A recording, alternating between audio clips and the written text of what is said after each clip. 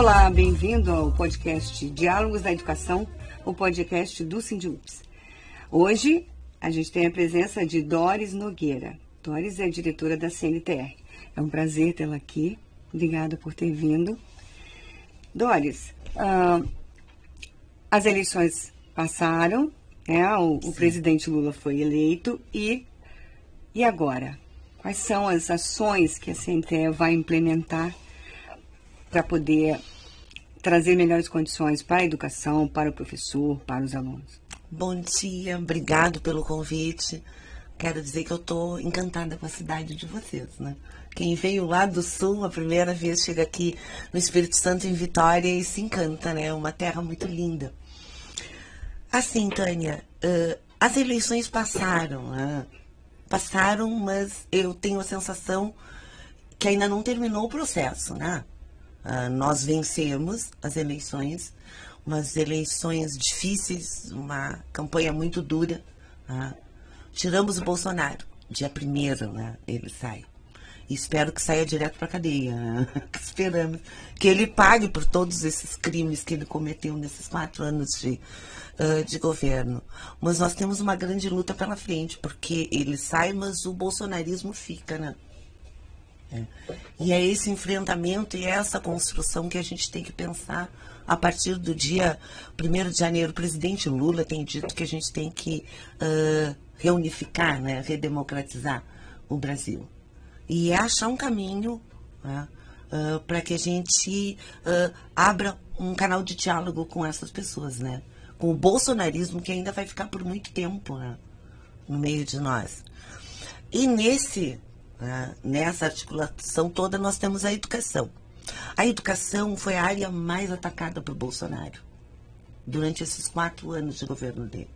Aliás, a educação vem sendo atacada desde o golpe de 2016, quando tiraram a presidenta Dilma, que chamam de impeachment, mas foi um golpe, né? Sim. Então nós começamos a ladeira abaixo, né, como eu digo, no bom português, desde o impeachment da presidenta Dilma, que a educação vem sendo sistematicamente atacada. E com o Bolsonaro foi um caminho fértil, assim, né? Era tudo que os privatistas queriam. Durante 4 anos, ele sucateou a educação, seja com os cortes, né, para as universidades, que quase fecharam. E eu vou falar um pouquinho da FURG. Eu sou de Rio Grande, no Rio Grande do Sul. Nós temos a FURG, a Fundação Universitária do Rio Grande, né? Quando eu fui para a FURG, foi em 1990 que eu fui cursar a FURG. Nós levávamos papel higiênico de casa porque nós não tínhamos. Na minha época também não tinha, aqui na UFS. FHC queria fechar. Primeiro, Fernando Collor tentou fechar e o movimento estudantil fez um trancaço.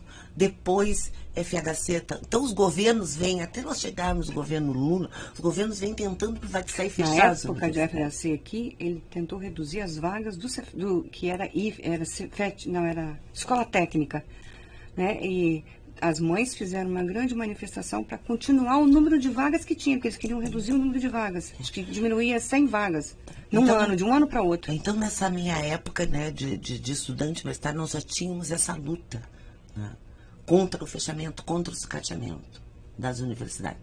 Não tinha luz no campus, nós levávamos o papel higiênico de casa. Né. Com os governos, né, do presidente Lula, a realidade mudou totalmente. Né. E a olhos vistos, né, a gente olha fisicamente a universidade, a FURG, e a FURG é uma referência.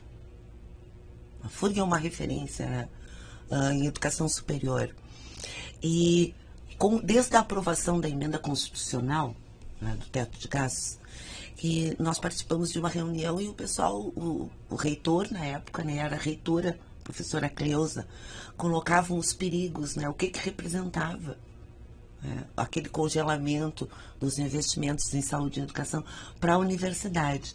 E a gente olhava e dizia assim, mas não é possível, né? Não foi possível, sim. A FURG, há um tempo atrás, voltamos àquela realidade antes dos anos 90, em que algumas salas de aula funcionavam e as outras não, para economizar energia elétrica. Sim, as universidades só tinham dinheiro para pagar as despesas, não tinham dinheiro para fazer nada. A UFPEL, que é a Universidade Federal de Pelotas, que é uma referência também em termos de educação, tinha um orçamento até dezembro. Depois de dezembro não tinha mais.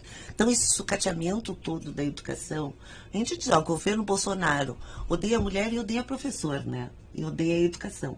Porque foram 4 anos sistemáticos, né? Não, sem contar os ministros, né? Exatamente. Dos escândalos do MEC, das rachadinhas dentro do MEC, das barras de ouro com os pastores. Então, nós temos um grande trabalho, digo nós, eu me coloco enquanto educadora, né, enquanto militante, que é, primeiro, voltar a credibilidade, a dar aquela credibilidade que o MEC tinha, aquele respeito que as pessoas tinham pelo MEC. É reestruturar o MEC. Esse é um dos caminhos também, uma das tarefas que a gente tem. Outra, o Conselho Nacional de Educação. Temer, quando entrou, acabou com o Conselho. Porque ele retirou as entidades, né, representativas da sociedade. Então, nós temos também essa função, né, essa missão, de reestruturar esses dois importantes órgãos, né? Por quê? Porque nós não conseguimos cumprir as metas do Plano Nacional de Educação. Né, Tânia? E é aí que está. Né? É retomar essas metas que norteiam os planos municipais, os planos estaduais de educação. É uma tarefa gigantesca, né? Você fez um apanhadão. Retrospecto aí. Só que é o seguinte, a escola também foi muito atacada no sentido da ideologia de gênero. Foi. Né? Os banheiros para, como é que é? Meninos e meninas, aquela coisa toda, a mamadeira, tudo isso, né? Fomos e continuamos. Sim, o governo Bolsonaro, ele houve uma aceleração disso, o movimento cresceu muito. Aqui no Espírito Santo a gente tem um vereador que faz o tempo todo isso. O tempo todo ele ataca as escolas. Então, não é só no governo federal, você também tem, isso se irradiou por todas as instituições. É porque, na verdade, é uma ação articulada, né? A nível nacional. Em 2015, nós tivemos a votação, a elaboração dos planos municipais de educação. Né? Na minha cidade, em Rio Grande, lá no finzinho do Rio Grande do Sul, nós fizemos um grande movimento, né? Nós tínhamos, na época, Tânia, um governo popular na cidade, né? Um governo do PT. Então, nós fizemos uma grande articulação e nós participamos ativamente da elaboração do Plano Municipal de Educação. Foi um plano elaborado de forma coletiva nas escolas, com a comunidade escolar. Com pais, mães, professores. Pais, mães, professores, com o sindicato, com todas as instituições, né? À luz do Plano Nacional de Educação. E ele foi encaminhado para a Câmara de Vereadores. E foi bizarro. Bizarro é a palavra, né? Inacreditável. Que eu posso falar aqui publicamente, né? Bizarro.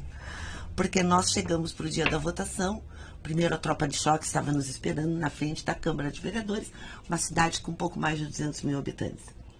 Então, de um lado, nós tínhamos os pastores, e aí é que tá, né? O que fizeram, né, conosco, né? Tinha os pastores da comunidade evangélica e do outro lado estávamos nós, os professores. E eu ouvia assim, absurdos de as mães com plano. E eu tentando conversar, né? Porque eu sou da opinião que a gente tem que tentar abrir um canal de conversa. Claro, tem vezes que não dá, né? Mas a gente tenta, né? Até para não parecer mal educada. Mas, mãe, por que a senhora é contra? E ela, uma moça nova. E ela disse, tá, professora. A senhora acha certo aqui, ó. As professoras no berçário trocando a fralda e manipulando os nossos bebês. Ué, como é que vai fazer se não for assim? Eu fiquei tão chocada, assim, que eu digo, acabou o assunto, não quero mais conversar. E foi uma coisa muito bizarra. E toda a palavra gênero foi tirada. Tanto do plano nacional como dos planos municipais de educação.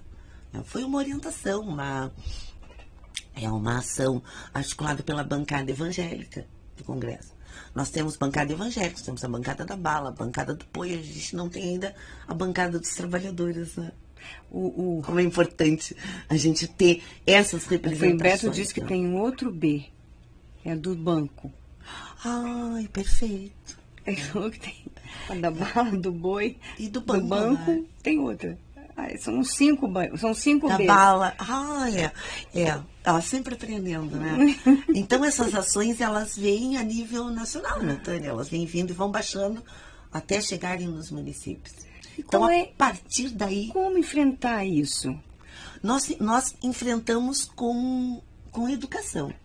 Sim, mas... Com a palavra. Com a palavra. Porque tem professor também que é...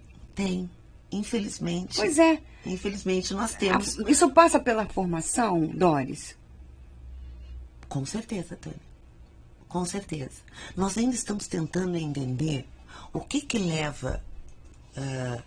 o que leva, bem como falou ontem o Gessé, né? Na palestra dele lá. O que leva uma pessoa a votar contra si próprio? Sim. O que leva um professor a aderir ao bolsonarismo, mesmo sabendo tudo que ele fez? E eu entendo quando é uma pessoa que não tem acesso à informação. O que leva um médico a não tomar vacina? Exatamente. Eu entendo as pessoas quando elas são, e converso, quando elas não têm acesso à informação, quando são pessoas bem mais humildes do que nós. Agora, pessoas que têm informação, que têm acesso a tudo, votarem ainda num cara como ele, como o Gessé disse, isso aí a gente tem que ainda estudar para saber o que leva as pessoas a votarem contra elas.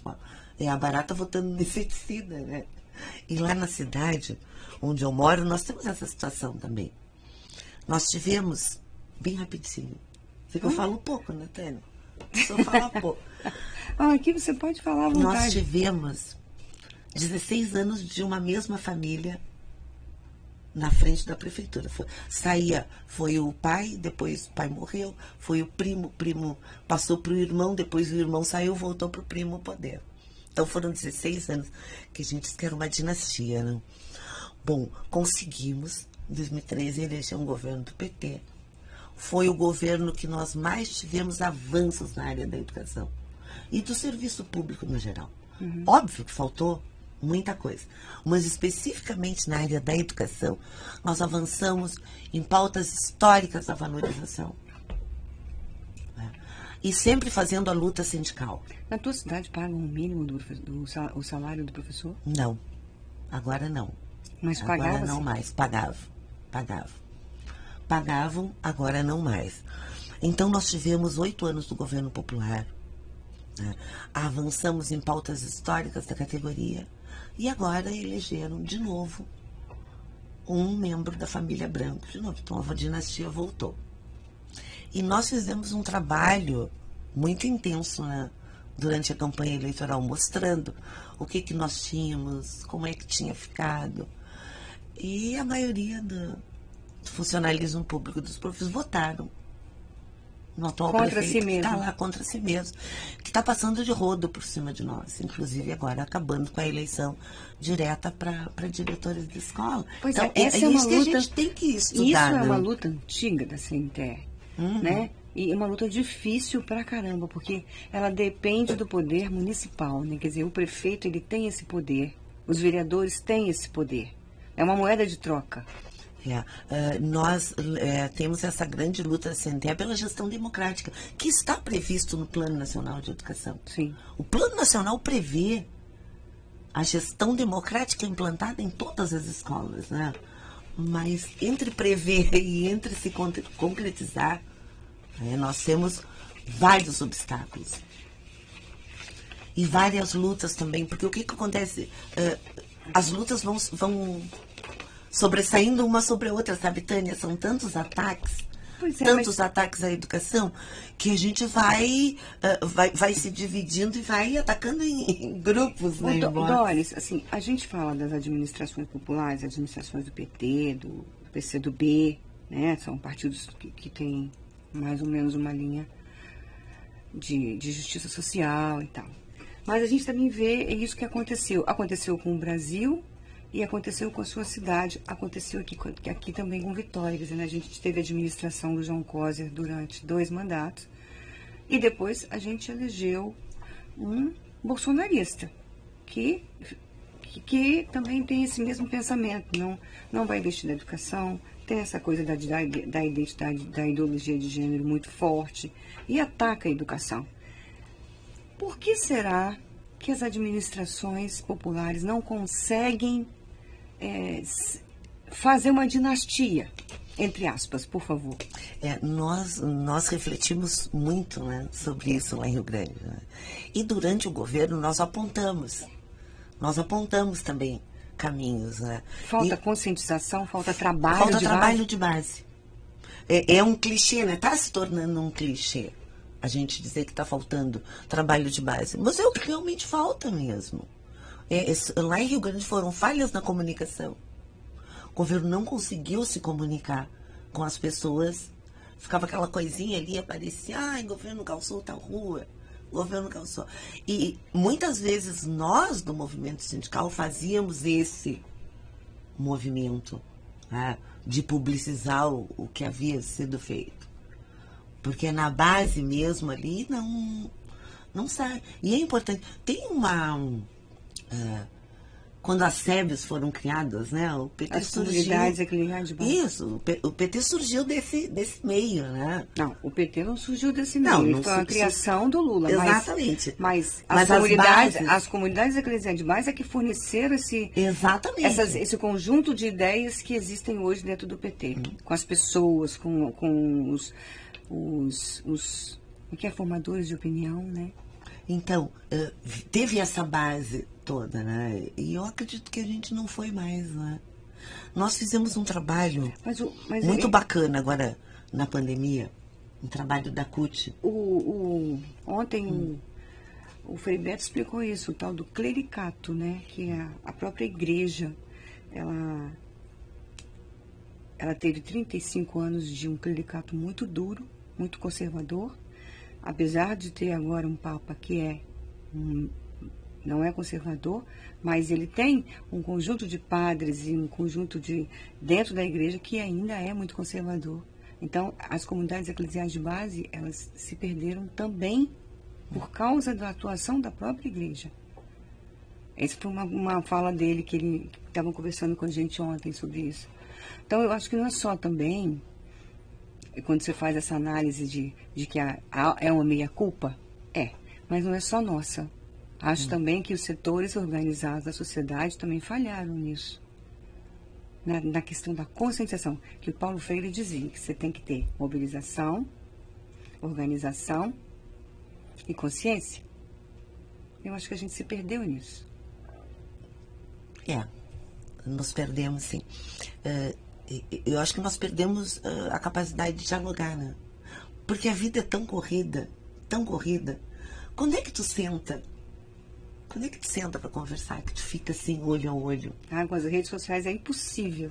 O Frei Beto ontem falava, né, que as redes sociais não são redes sociais. Redes digitais. Eles que são mesmo. Quando é que tu consegue sentar assim, conversar e ouvir as pessoas? Tu não consegue mais fazer isso. Nós fizemos um trabalho durante a pandemia lá na minha cidade, e foi um projeto da CUT, né? E o que nós íamos fazer para ajudar as pessoas durante a pandemia? Vamos fazer máscaras, né? Vamos fazer máscaras. Então nós juntamos os sindicatos cotistas, elaboramos as máscaras e higienizamos aquela função toda. Onde é que nós vamos distribuir? Vamos distribuir nas vilas, né? O pessoal mais carente. Então nós éramos 3 pessoas, até para não ter aglomeração, né? E tu chegar e tu conversar com as pessoas, assim, tu ouve histórias chocantes. Mas aí o que nós temos? Esse tempo tem que ser para isso. Então nós vamos sair para distribuir as máscaras, porque não é só chegar e entregar. Vamos conversar com as pessoas. Sim. Vamos mudar um pouquinho de assunto? Vamos sair dessa área sindical. Por que você virou professora? Eu fiquei sabendo que você não gostava de ser professora. Não, na verdade eu virei professora Porque eu sou de Santa Vitória do Palmar. Santa Vitória de Palmar é lá no fim. Procurem no mapa, por favor, gente. Vai no Google. Vai no Google e procura lá no fim do Rio Grande do Sul. Né? A minha mãe era doméstica, já faleceu, e o meu pai caminhoneiro. Então nós éramos pobres, bem pobres. Eu continuo sendo pobre, né? Mas nós éramos... Professor não dá para ser elite, né? Não, não dá, não. Não dá. Bom, então eu estudava num colégio de freira porque a minha mãe, numa cidade muito pequenininha, e a minha mãe trabalhava em casas de família, né? Uhum. E na casa dos ricos, né, que eram considerados os ricos. Santa Vitória era uma cidade muito rica, era uma cidade de arrozeiros, né? Plantadores de arroz, pecuários, enfim. Ou lá tu era pobre ou tu era rico, né? Nós éramos pobres. Então a minha mãe, através desse conhecimento, conseguiu uma bolsa de estudo na escola São Carlos, as irmãs. Então eu estudei toda a minha vida lá. Desde da primeira série, né? Porque era a primeira série. E fui indo, ai, que loucura, assim, ó. Foi aí que eu comecei a ter consciência de classe, porque tu sente na pele, sabe? O que é um aluno bolsista? Bom, terminei, né? O fundamental e na cidade tinha o magistério e tinha uma escola técnica. E eu queria ir pro técnico, porque eu queria sair dali. Resumo da história, minha mãe, literalmente, né? Me arrancou as orelhas e disse, não, tu vai fazer magistério. Porque na época era o que tinha, né? Era o que se apresentava pra mulher, né? Ó, e aí? Em 70 e pouco. Tu vai fazer o magistério, eu não quero fazer, não. Tu vai fazer, sim, porque tu vai ter uma profissão. A minha mãe tinha isso, né? Tu vai ter um doméstico, né? Exatamente, doméstico, pai com a mãe. Né? Tu vai ter uma profissão. E tu não vai depender das pessoas. Como é o nome dela? Neiva. Ai, bendita dona Neiva. Bendita minha mãe. Eu digo, olha, se tem uma coisa que a minha mãe fez foi ter me arrancado as orelhas. Levado literalmente, né? Então, e eu comecei a fazer o magistério na mesma escola. O primeiro ano eu repeti, o segundo ano eu repeti, o terceiro ano. Na segunda vez que eu estava repetindo o segundo ano, eu fui salva por um professor de sociologia. Maravilhoso. Esses que o bolsonarismo quer eliminar. Professor Pedrinho, assim, gente, o que era o professor Pedrinho? Vai dizer que eu tô meio metro. Baixinho, pequenininho, de óculos, ele era... Não sei como é que ele conseguia dar aula naquela escola de freira. Não sei como. E aí nós começamos a estudar Pedrinho Guareschi, bem antiga, né? Frei Beto, ele trazia para nós. E aí eu comecei a despertar uma paixão pela educação, né? Porque, como disse Paulo Freire, ela não vai transformar o mundo, ela transforma as pessoas. E as pessoas? Transformam o mundo. E eu aposto nisso, eu aposto e eu acredito nisso. Embora queiram nos fazer acreditar o contrário. Né? O tempo inteiro te dizem que não vale a pena. Que não vale a pena ser professor, que não vale a pena investir nas pessoas. E eu digo que vale essa briga. É essa luta que é uma luta da vida toda. Né? De acreditar nas pessoas. Muito obrigada. Foi um papo muito bom. Eu que agradeço. Tá? E, por favor, assistam os nossos podcasts. Muito obrigado. Obrigado, Tânia. Obrigada.